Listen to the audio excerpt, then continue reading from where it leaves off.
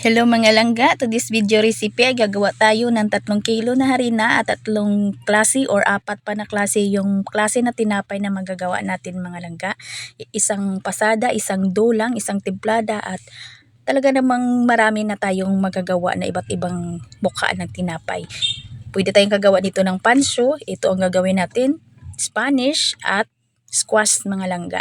At meron ding isa dito na buwa-buwa yung tawag dito sa amin. Huwag na nating patagalin, simulan na natin. Gagawa tayo ngayon ng ating dough.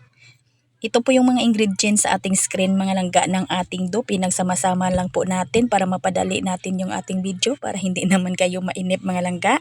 At pag nagsama-sama na ninyo yung ating mga ingredients, lagyan nyo ng tubig. At pagkatapos, tunawin nyo lang maigi yung ating mga dry ingredients mga langga before kayo maglagay ng ating harina.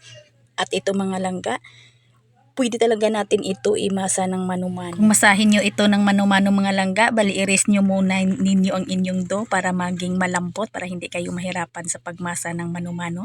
I-rest nyo muna ng mga 30 to 50 minutes before ninyo imasa ng mano-mano para hindi kayo mahirapan. Maging malambot ng inyong dough mga langga hanggang sa mamasa na ninyo na hanggang mapino ninyo ang texture ng ating dough. At ito mga langga, cut ko lang ito sa 38 to 40 grams at depende na sa inyo kung ilang gramo yung putol ninyo at kung magkano din bintahan ninyo dito mga langga ha. Ako nagbibigay lang po ako ng tips kung paano natin gawin ito. At unahin natin gawin mga langga ang ating squash. Nasa 10 to 15 grams ang ating palaman. Lagyan natin muna ng palaman bago natin i-slice ng pa-round mga langga.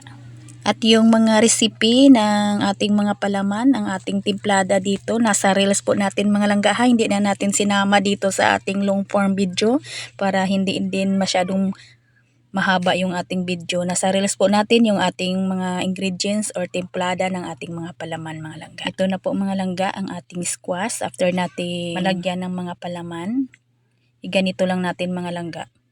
And then yung ating pangbanya, itlog lang ito mga langga at evaporated milk. Hinalo kong itlog at evaporated milk.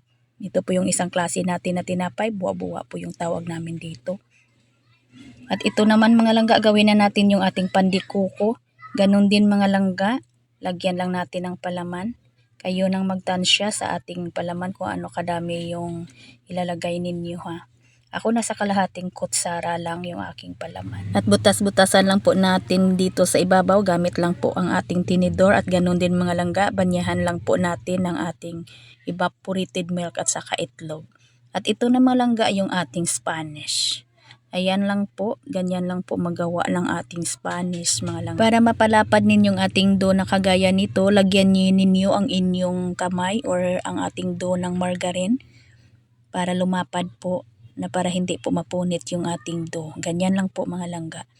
Yung kamay natin, lagyan po natin ng margarine para madulas po. Ayan po.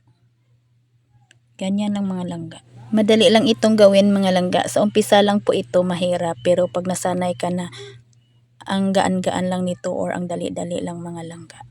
Ayan po. At irolyo lang po ninyo at ilagay lang natin sa ating breadcrumbs.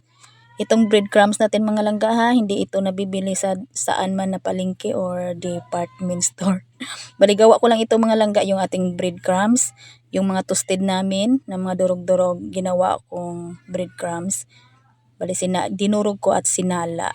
Ayan ang mga langga at palsahin lang natin ito ng mga 1 to 3 hours mga langga yung ating dough hanggang sa medyo malaki na siya. At saka natin isalang sa ating oven. Ang ating init ng ating oven dito mga langga, 180 degrees Celsius, around 10 to 15 minutes. Sana nagustuhan ninyo ang ating video recipe. Magkita-kita po tayong muli sa susunod pa nating mga video tinapay. Maraming salamat. Ito po ang inyong Kainday. Bye-bye!